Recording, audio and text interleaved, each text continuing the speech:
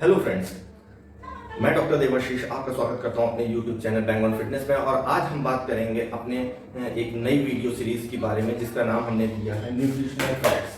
और nutritional facts की पहली सीरीज में हम बात करेंगे, जैसे कि नाम से है न्यूट्रिशनल, तो न्यूट्रिशन में जितनी भी चीजें होती हैं लाइक प्रोटीन, कार्बोहाइड्रेट्स, फैट्स, हर चीज के बारे में हम बात करेंगे। तो आज हम पहली चीज है जिसके बारे में बात करने वाले हैं प्रोटीन्स की। तो प्रोटीन्स के बारे में बात करें उससे पहले आप हमारा चैनल सब्सक्राइब कर लीजिए अगर आपने नहीं किया है, लाइक कर लीजिए और अगर पसंद आए तो सब्सक्राइब भी कर दीजिए। तो स्टार्ट करते हैं प्रोटीन के बारे में हम अपनी पहली वीडियो।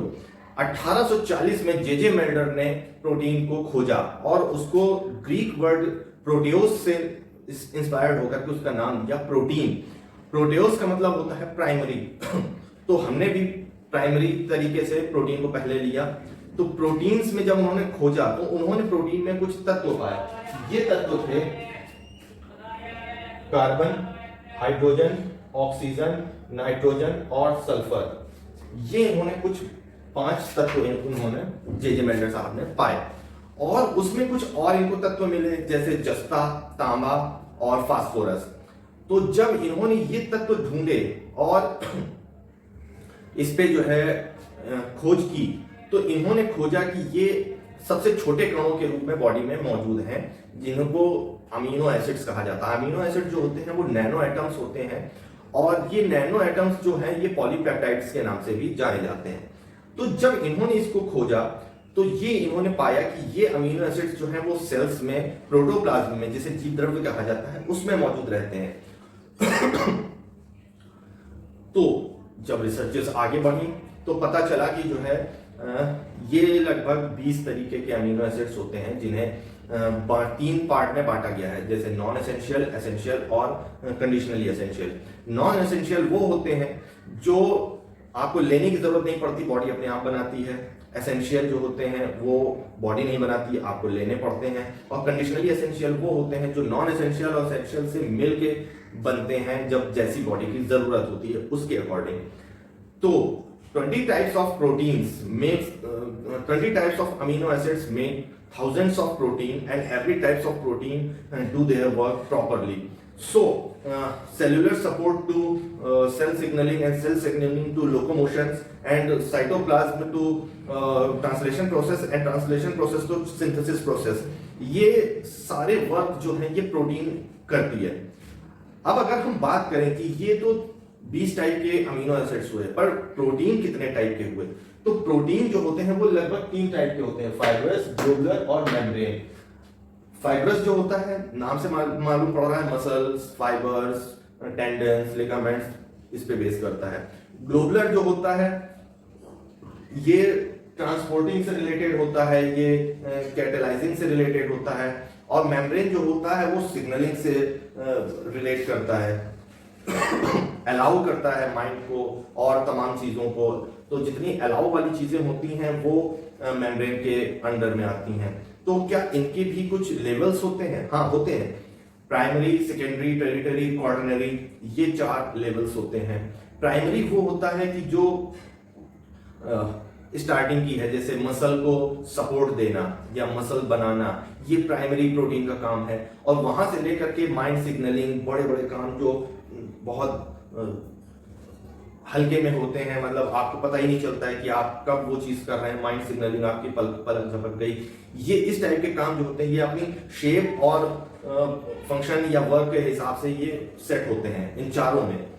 तो प्राइमरी, सेकेंडरी, टेरिटरी और क्वार्टरनरी ये अपने जैसे जैसे इनके लेवल वर्क बढ़ते जाते हैं वैसे वैसे इनके शेप बढ़ते जाते हैं, इनके जो है लेवल्स बढ़ते जाते हैं। तो अब हम इनका क्लासिफिकेशन करते हैं इन प्रोटीन्स का इनके फंक्शन से बेस करके। तो क्लासिफिकेशन फंक्शन बेस्ड करेंगे। तो पहले नंबर पे structural, enzymes, hormone transport, contractile storage, immune system, ये कुछ जो है इनके फंक्शंस होते हैं। जैसे स्ट्रक्चरल, मसल्स को स्ट्रक्चर देना, मसल को स्ट्रक्चर देने से लेकर के उसको सपोर्ट देना, ये हर तरीके का काम करता है। केवल मसल्स को नहीं, सेल से लेकर के muscles, bone, tendons, ligaments, organs, आपकी स्किन तक को ये स्ट्रक्चरल प्रोटीन जो है ये सपोर्ट देते हैं। स्ट्रक्चरल प्रोटीन की अगर हम बात करें तो collagen is a very good structural protein. ये जो होता है ये आपकी बॉडी में ग्लू की तरह चिपका रहता है और आपकी हर जगह पे आपको सपोर्ट देता है। एक्टिन, इलास्टिन, केराटिन, ये सब जो है ये स्ट्रक्चरल प्रोटीन के अंडर में आते हैं। एंजाइम्स जो होते हैं ये एंजाइम्स हजार टाइप के केमिकल रिएक्शन को कैरी करते हैं और उनको प्लेस देते हैं, उनको जो है संभालते हैं एंजाइम्स। अगर एंजाइम्स की बात करें तो एमिलेज, हेलिकेज, ये कुछ एंजाइम्स ही हैं। हार्मोन्स की बात करें तो हार्मोन्स क्या करता है बॉडी के अंदर, हार्मोन्स करता है बायोलॉजिकल प्रोसेस को जो है कंट्रोल करता है, बायोलॉजिकल प्रोसेस को जो है एक बीच में एक कोऑर्डिनेट करता है और आपकी बॉडी को हेल्प करता है। लाइक हार्मोन्स की बात करें तो ग्रोथ हार्मोन्स है, इंसुलिन है, ग्लूकागॉन है। इंसुलिन लाइक जैसे मैंने अपनी डायबिटीज वाली उसमें बताया था कि जब पैंक्रियाज जो है इंसुलिन को रिलीज करता है आपकी बॉडी में, तो इंसुलिन जो है वो एक तरीके से जो है हार्मोन्स ही होता है। ग्लूकागॉन है, ये सब इंसुलिन, ये सब जो है हार्मोन्स के अंदर में आते हैं। ट्रांसपोर्ट क्या होता है? ट्रांसपोर्ट का मतलब होता है कि बॉडी में जो है जैसे ऑक्सीजन है, ऑक्सीजन बॉडी के अंदर ट्रांसपोर्ट किससे होता है? ऑक्सीजन बॉडी के अंदर ट्रांसपोर्ट होता है हीमोग्लोबिन से, मायोग्लोबिन, ये सब जो है ट्रांसपोर्ट लेवल के बॉडी के अंदर एक ऑर्गन से दूसरे ऑर्गन, सेल से ऑर्गन्स तक, या बॉडी के अंदर जितनी भी चीजें हैं ये ब्लड वेसल के थ्रू या जो है बॉडी के अंदर कहीं भी जाना है वो ट्रांसपोर्ट प्रोटीन से ही जाएगा। लाइक हीमोग्लोबिन, मायोग्लोबिन, ये सब जो है उसी के अंदर में आते हैं। कॉन्ट्रैक्टाइल, मसल्स को कॉन्ट्रैक्ट करना, मसल को कॉन्ट्रैक्शन करना, ये जो है इसका वर्क होता है कॉन्ट्रैक्टाइल प्रोटीन का।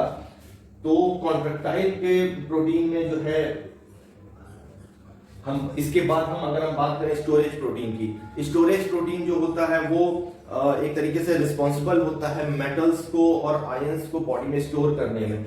जैसे एक्टिन जो होता है ये एग्स में पाया जाता है, तो एग्स को मसल में स्टोरेज करता है। तो ये स्टोरेज जो है, इसके साथ साथ ग्लूकोज ट्रांसपोर्टर जो होता है ये जो है ये स्टोरेज प्रोटीन का काम करता है। इम्यून सिस्टम, आपकी बॉडी में वायरस, जो भी आप अभी कोरोना से लड़ रहे हो तो आपकी बॉडी में जो लड़ने के लिए जो इम्यून सिस्टम होता है वो प्रोटीन के ही थ्रू आता है। तो ये जो इम्यून सिस्टम से जो आप लड़ रहे हो वो किसके थ्रू लड़ रहे हो? ये इम्यून सिस्टम के ही थ्रू लड़ रहे हो, जो आप अभी वायरस से और बीमारियों से, जितनी भी चीजों से आप लड़ते हो वो इसी के थ्रू आप लड़ते हो। इम्यूनोग्लोबुलिन, ये इसका जो है इम्यून सिस्टम का एक बहुत अच्छा उदाहरण है इम्यूनोग्लोबुलिन। इम्यूनोग्लोबुलिन से जो है आप बॉडी के अंदर इम्यूनिटी बढ़ती है। इसी टाइप के और भी प्रोटीन होते हैं जो इसको जो है कवर करते हैं। तो आपने देखा कि हमारी बॉडी में बहुत टाइप के अमीनो एसिड्स होते हैं, ये आपस में मिल करके बनते हैं, और जब ये मिल के बनते हैं तो क्या कैसे कैसे फंक्शन जो है ये करते हैं बॉडी में। आगे की वीडियोस में हम जानेंगे कि प्रोटीन और क्या जो है आप प्रोटीन में क्या क्या आप ले सकते हो, इनटेक कर सकते हो। प्रोटीन में अमीनो एसिड्स कितने टाइप के होते हैं, वो क्या क्या केमिकल रिएक्शंस और कर सकते हैं, हर चीज के बारे में हम जानेंगे। तो ये थी अमीनो एसिड्स के ऊपर, प्रोटीन के ऊपर हमारी न्यूट्रिशनल फैक्ट्स की पहली वीडियो। उम्मीद है पसंद आई होगी। अगर पसंद आई हो तो सब्सक्राइब कर लो, शेयर कर दो ताकि दूसरे भी नॉलेज ले पाए। Thank you.